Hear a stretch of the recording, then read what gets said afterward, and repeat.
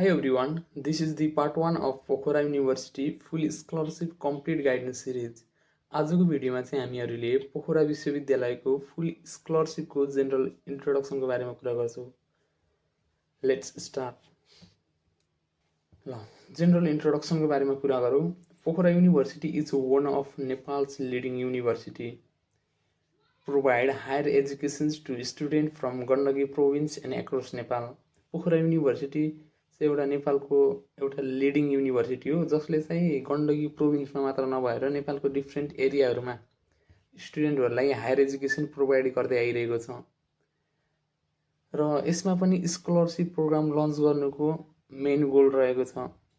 Pokhara युनिभर्सिटीले scholarship lunch गर्नुको main goal चाहिँ के राखेको छ भन्दाखेरि त्यो स्टुडेन्ट जो चाहिँ पढाइप्रति एकदम लगाव राख्छ, मेहनती जेहेन्दार छ, उक्त स्टुडेन्टहरूले चाहिँ आफ्नो फाइनान्सियल हार्डसिपको कारण चाहिँ पढाइलाई बिचमै छोड्न नपरोस् भन्ने उद्देश्यले यो स्कलरशिप प्रोग्राम लन्च गरेको हो। यो स्कलरशिपको प्रोग्राम चाहिँ 2065 एक्टसँग रिलेटेड रहेको छ र पोखरा युनिभर्सिटीले चाहिँ यो स्कलरशिपमा पनि 10% सिट चाहिँ एफिलिएटेड कलेजको लागि र 20% सिट चाहिँ कन्स्टिट्युएन्ट क्याम्पसहरूको लागि चाहिँ दिने गर्छ। यो स्कलरशिप चाहिँ बोथ गभर्मेन्ट र नन गभर्मेन्ट स्कुलबाट +2 पास आउट गर्ने स्टुडेन्टहरूले चाहिँ अप्लाई गर्न सक्छन्।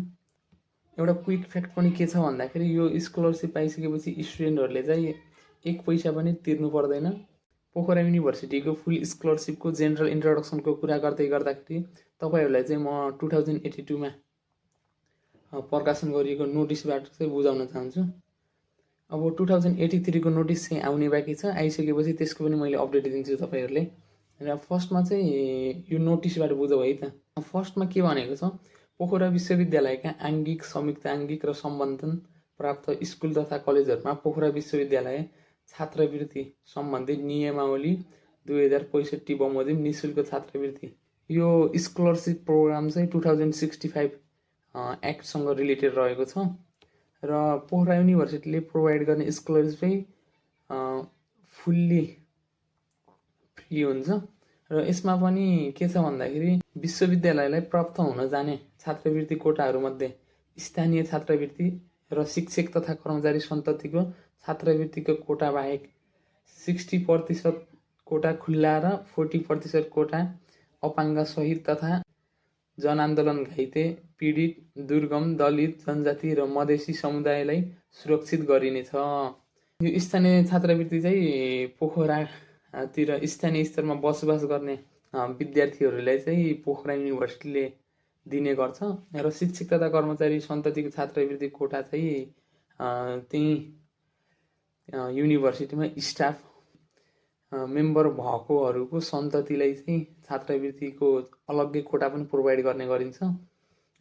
त्यो बाहेक 60% कोटा चाहिँ खुल्लाका लागि दिएको हुन्छ, ओपन स्कलरशिप भनेर 60% र 40% चाहिँ डिफ्रेन्ट रिजर्भ कोटाहरू लाइक अपाङ्ग, शहीद तथा जनआन्दोलन घाइते, अनि त्यसपछि दुर्गम, दलित, जनजाति र मधेसी लगायतका रिजर्भ कोटाहरूमा चाहिँ 40% सिट दिएको हुन्छ। र यसमा पनि के हुन्छ भन्दाखेरि बोथ ओपन र रिजर्भ 2 टाइपको स्कलरशिप हुन्छ। त्यो स्कलरशिप मध्ये छात्रवृत्ति कोटामा चाहिँ महिलाहरूलाई चाहिँ 50-50% छात्रवृत्ति कोटा पनि सुरक्षित गरिएको हुन्छ। मतलब ओपन स्कलरशिपबाट पनि 50% कोटा चाहिँ फिमेलको लागि दिएको हुन्छ र यता रिजर्भ अर्थात् आरक्षित कोटाहरूमा पनि महिलाको लागि 50% कोटा चाहिँ दिएको हुन्छ। यो चाहिँ के भयो, 2 टाइप्सको कोटा हुन्छ। त्यो कोटा मध्ये पनि 50-50% चाहिँ फिमेललाई दिएको हुन्छ, बोथ कोटाबाट। कुन भन्दाखेरि ओपन र रिजर्भबाट। र त्यसपछि अर्को के छ भन्दाखेरि पोखरा विश्वविद्यालयको छात्रवृत्ति सम्बन्धी नियमावली 2065 अनुसार विश्वविद्यालयलाई प्राप्त हुन जाने निःशुल्क छात्रवृत्ति कोटामा सार्वजनिक विद्यालयमा कम्तीमा कक्षा 6 देखि 10 सम्म अध्ययन गरेका नियम 13(2) अनुसारको योग्यता क्रम सूचीमा समावेश भएका अनलाइन माध्यमबाट अनुसूची 4 को फारम भरेका उम्मेदवारहरूलाई मात्र नियमअनुसार छात्रवृत्ति छनौट गरेर मात्र प्रथम अवार्ड लिस्ट प्रकाशित गरिन्छ।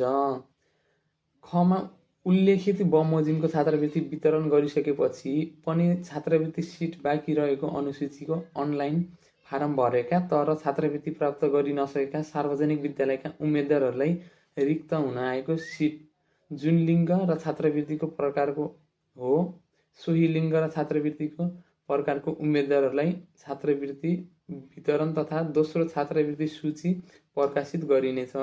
यसरी क र खको बमोजिम छात्रवृत्ति वितरण गरिसकेपछि पनि कोटा रिक्त रहेमा सार्वजनिक तथा संस्थागत विद्यालयमा अध्ययन गरी एसई वा एसएलसी उत्तीर्ण गरेका योग्यता क्रम सूचीमा समावेश भएका उम्मेद्वारहरूलाई अनुसूची 4 को अनलाइन फारम भराई सोही फारमका आधारमा नियम अनुसार खुल्ला छात्रवृत्ति सरह तेस्रो छात्रवृत्ति सूची अर्थात् थर्ड अवार्ड लिस्ट प्रकाशित गरिनेछ। तेस्रो छात्रवृत्ति सूची प्रकाशित गरिसकेपछि सञ्चालनमा रहेका छात्रवृत्ति वितरण र भर्नाका सबै प्रक्रिया अन्त्य हुनेछन्। र यसमा पनि एउटा मेन फ्याक्ट के छ भन्दाखेरि यदि तपाईँ चाहिँ 6 देखि 10 सरकारी पढ्नु भएको छ भने तपाईले स्कलरसिप पाउने चान्स चाहिँ हाई हुन्छ, किनभने 6 देखि 10 सरकारी विद्यालय पढेका स्टुडेन्टहरूलाई चाहिँ हाई प्रायोरिटी दिन्छ पोखरा विश्वविद्यालयको स्कलरसिप अन्तर्गत। अब के हुन्छ भन्दाखेरि फर्स्टमा चाहिँ तपाईले इक्जाम दिइसकेपछि तपाईको पास लिस्ट भन्ने नेम आउँछ पास भएको भनेर, अनि त्यसपछि त्यही पास लिस्टको आधारमा चाहिँ नेक्स्ट चाहिँ तपाईको मेरिट लिस्ट आउँछ।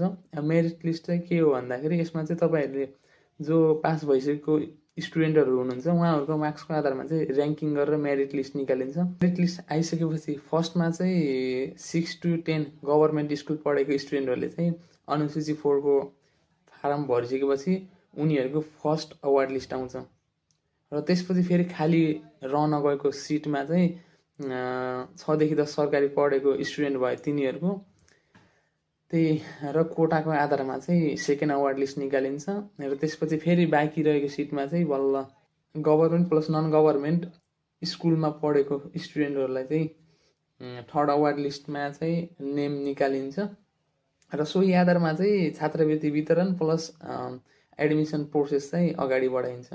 र यसमा चाहिँ एउटा छोटो डायग्रामको थ्रु पनि बुझ्न सक्छौँ हामीले। यसले के छ भन्दाखेरि फर्स्टमा चाहिँ तपाईले इन्ट्रान्स एक्जाम दिनुहुन्छ। इन्ट्रान्स एक्जाम दिइसकेपछि तपाईको पास लिस्ट प्रकाशन हुन्छ। यसमा चाहिँ 35% ल्याउनु भयो भने तपाईँ चाहिँ पास हुनुहुन्छ र त्यसपछि तपाईको मेरिट लिस्ट पब्लिस हुन्छ। त्यसपछि तपाईको फर्स्ट अवार्ड लिस्ट आउँछ। त्यसमा पनि 6 to 10 गभर्नमेन्ट प्लस मेरिट लिस्टमा परेका स्टुडेन्टहरुको। त्यसपछि फेरि सिट खाली भएमा अब सेकेन्ड अवार्ड लिस्ट आउँछ। त्यसमा पनि सिट खाली भएको र उही जेन्डर प्लस कोटा। अनि थर्ड अवार्ड लिस्ट आउँछ। त्यसमा चाहिँ अझै सिट खाली हुन गएको। त्यसमा सरकारी प्लस संस्थागत भनेको गभर्नमेन्ट प्लस नन गभर्नमेन्ट स्कुलको लागि चाहिँ यो थर्ड अवार्ड लिस्ट आएको हुन्छ। अब पोखरा युनिभर्सिटीको फुल स्कलरसिपको जेनरल इन्ट्रोडक्सनको कुरा गर्दै गर्दाखेरि यति नै ओभरभ्यू रहेको छ। अब चाहिँ हामी भेट्छौँ पोखरा युनिभर्सिटीको फुल स्कलरसिपको पार्ट 2 सिरिजमा। Thank you.